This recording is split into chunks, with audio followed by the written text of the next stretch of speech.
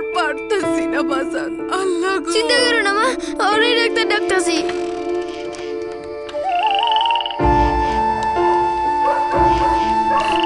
চাচা, এতে চাচা, মায়ের অসুখ চাচা।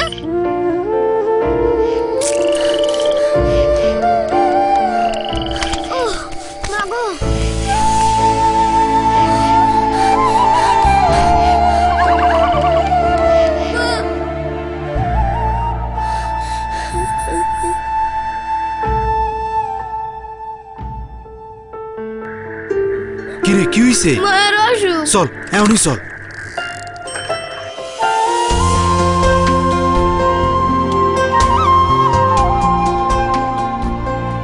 আমি ডাক্তারের মতো আমরাও অপেক্ষায় থাকি আপনার প্রয়োজনে পাশে থাকার সুযোগ পাবো বলে। আর এভাবেই 3 কোটিরও বেশি মানুষের সাথী হয়ে আছি আমরা। কাছে থাকুন গ্রামীণ ফোন।